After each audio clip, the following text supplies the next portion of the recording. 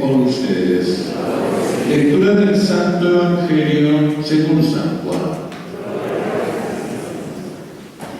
En aquel tiempo, entre los que habían venido a celebrar la fiesta había algunos griegos. Estos, acercándose a Felipe, el de Betsaida de Galilea, le rogaban: Señor, quisiéramos ver a Jesús. Felipe entonces fue a decírselo a Andrés, y Andrés y Felipe fueron a decírselo a Jesús. Jesús contestó: ha llegado la hora de que sea glorificado el Hijo del Hombre. Os aseguro que si el grano de trigo no cae en tierra y muere, queda infecundo, pero si muere, da mucho fruto. El que se ama a sí mismo se pierde, y el que se aborrece a sí mismo en este mundo se guardará para la vida eterna. El que quiera servirme, que me siga, y donde yo esté, allí también estará mi servidor. A quien me sirva, el Padre no premiará. Ahora mi alma está agitada, ¿y qué diré? Padre, líbrame de esta hora. Pero si por eso he venido para esta hora, Padre, glorifica tu nombre. Entonces vino una voz del cielo: lo he glorificado y volveré a glorificarlo. La gente que estaba allí y lo oyó decía que había sido un trueno. Otros decían que le había hablado un ángel. Jesús tomó entonces la palabra y dijo: esta voz no ha venido por mí, sino por vosotros. Ahora va a ser juzgado el mundo. Ahora el príncipe de este mundo va a ser echado fuera. Y cuando yo sea elevado sobre la tierra, atraeré a todos hacia mí. Esto lo decía dando a entender la muerte de que iba a morir. Palabra del Señor. Tomen asiento, por favor.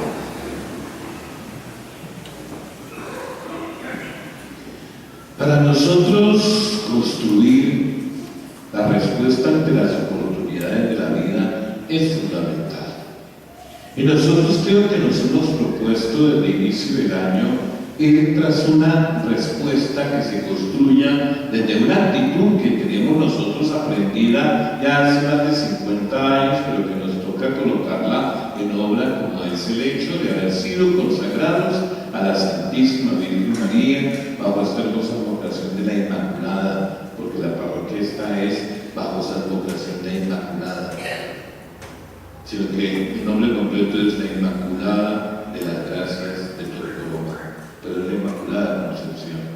Y por eso cuando nosotros traemos a colación a la Virgen lo hacemos porque efectivamente la gracia que nosotros podemos tener es el tener ese ejemplo que ella nos está dando de cómo debemos ser una comunidad que en verdad recuerde continuamente la alianza que con Dios se ha pactado y que nosotros no podemos permitir que las circunstancias de la vida, del ambiente, nos lleven a darle la espalda a esa misión, a esa tarea, a ese encargo, precisamente de ser constructores del reino, sino que ella, por el contrario, nos ayude, nos motive para que nosotros llevemos a feliz término esta tarea que tenemos de ser constructores de ese reino de Dios, y que es mejor manera para hacerla precisamente que acogiendo la palabra, acogiendo la alianza.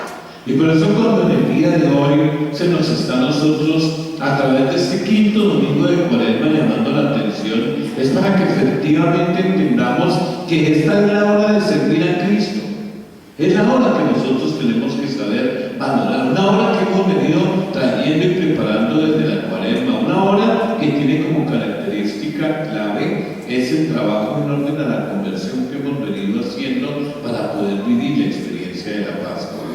Por eso es que esta nueva alianza escrita está para escribir en el corazón de cada uno. Y Jeremías por eso se abre a la esperanza escatológica para anunciar esta nueva alianza. De que la profecía de Jeremías adquiere todo su significado en la situación crítica en la que fue pronunciada, porque recordemos que eran tiempos de ruina nacional, el destierro en Babilonia, en los que el templo de Jerusalén con todos sus símbolos se vino abajo. Y por eso es la primera vez que aparece este concepto de la nueva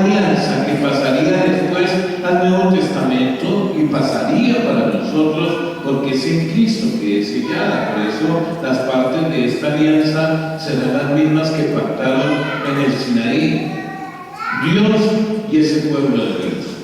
De ahí que por eso esta alianza escrita en el corazón del ser humano solo será posible si el mismo Dios purifica antes los corazones y perdona el pecado que en ellos está grabado. Y por eso cuando nosotros decimos, miremos el acto penitencial, que podemos llegar a descubrir ruptura de la alianza.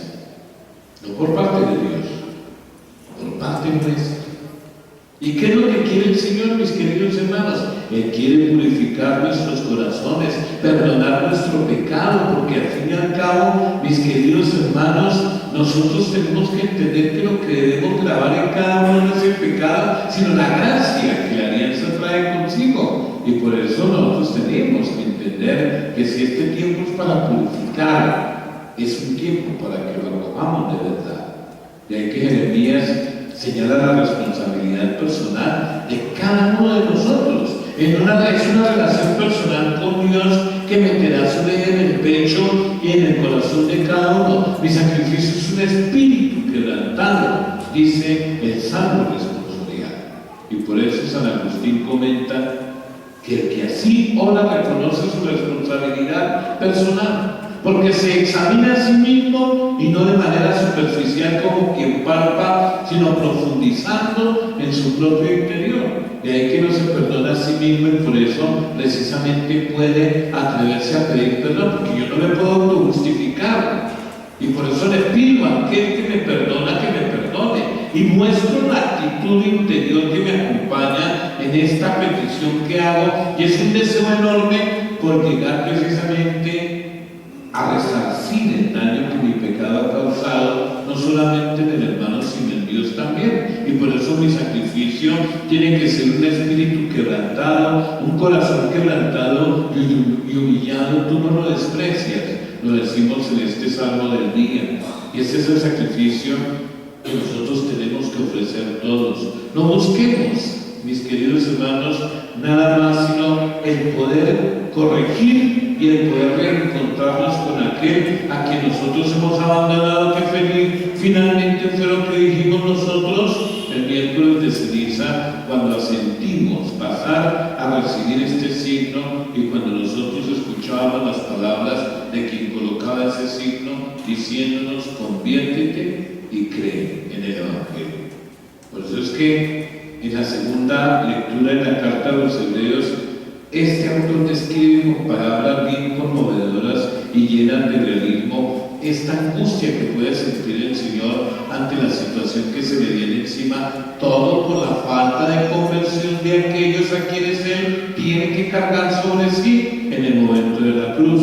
Y evidentemente se refiere a ese trance que nosotros traemos a colación en uno de los misterios del Rosario, cuando Él siente la agonía en el huerto porque tuvo que experimentar en su propia carne esa repugnancia natural ante la muerte que se le estaba acercando aceleradamente. Y el que iba a ser constituido mediador y sacerdote de la nueva alianza se acercó precisamente a los hombres y bajó hasta lo más profundo de nuestro dolor. Y sabemos que Jesús padeció, que murió en la cruz después de su oración en el huerto de los olivos. ¿Qué fue lo que pidió ahí? Padre, si es posible, aparta de mí este cáliz, pero que no sea mi voluntad sino la tuya. Él no quería morir y efectivamente no murió. Y ahí es donde dice siempre el autor de la carta a los Hebreos que fue escuchado, porque no murió, resucitó.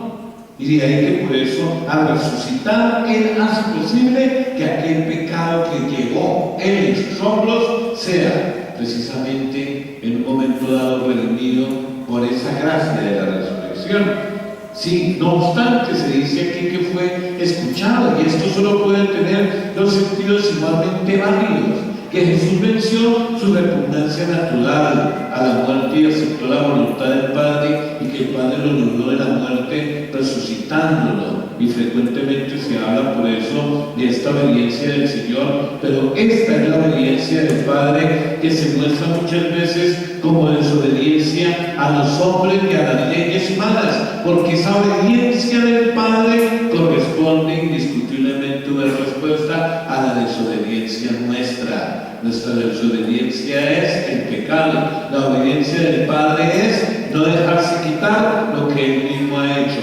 La gracia que nos impuso a nosotros, o mejor, la gracia que impregnó la vida de quienes Él trajo o de quienes Él creó y que el pecado se los arrebataba. Por su obediencia el Padre, hasta la muerte y muerte de cruz, Jesús alcanza por eso una vida bien clara, una vida cumplida, perfecta, gloriosa, y fue constituido por eso, Señor, que ahora da la vida a todos cuantos lo obedecen. Y por eso, cuando llegamos a aquel templo y lo encontramos a Él, abriéndonos los brazos para acogernos, recordemos que ahí cabemos todos y cabe nuestro pecado para que Él siga redimiéndonos, pero también garantizándole que como respuesta a esa entrega está el hecho de nuestra propia conversión.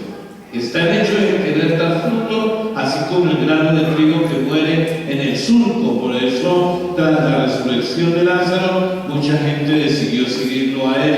Y los fariseos comentaban llenos de rabia en el versículo anterior, al comienzo de este texto: todo el mundo se ha ido tras Él. Y todo el clamor de la multitud y el triunfo que le acompaña no puede impedir que Jesús esté en su interior profundamente preocupado, pues ha llegado la hora, lo ha dicho en el Evangelio del día de hoy, la hora de su exaltación, de su muerte y también de su verdadera glorificación en la cruz. Y es esta hora, mis queridos hermanos, es la hora señalada por el Padre que realizará la siembra necesaria, sin lo que no es posible la cosecha. Y por eso Él tiene que caer en tierra para dar fruto, y es lo que Él está manifestándolo, porque es el grano, y es preciso que muera para que se extienda por todo el mundo su obra de salvación. Y de ahí que la cosecha que Jesús espera no es otra que la salvación de todos nosotros, quienes creyendo en Él lo escuchamos de verdad, nos alimentamos de Él en la Eucaristía, procedemos conforme a la voluntad de Dios. Tenemos siempre claro que nuestra tarea al ser adheridos a Él es la de construir con Él ese reino de Dios.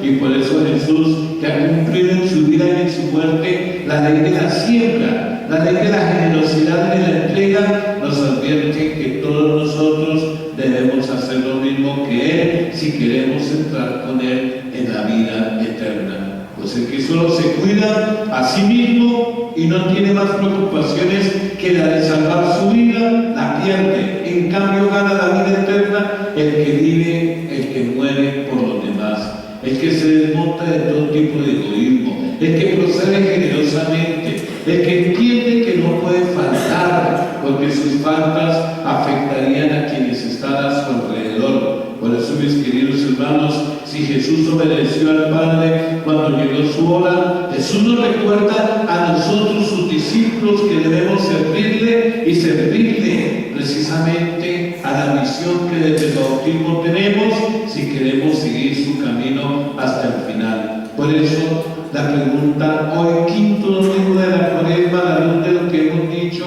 y escuchado del Evangelio: ¿en qué consiste servir a Cristo? Y por eso San Agustín siempre nos lo ha explicado. Debemos buscar en este mismo texto qué significa servir a Jesús sin tener que recurrir a otros. Y cuando dijo: si alguno me sirve, sígame, indicó lo que quería decir: si alguno no me sigue, ese no me sirve. Si no me sigue, no me sirve. Y ahí es donde nosotros vemos que servir pues a Cristo, los que no buscan sus propios intereses, sino los de Jesús. ¿Qué intereses tiene Jesús? La salvación de todo el género humano. Esos deben ser nuestros intereses, a través del bien, la caridad, la justicia, la honestidad, la transparencia, la corrección fraterna, la tolerancia. De ahí que seguir, es decir, es ir por los caminos de Jesús, no por nuestros caminos.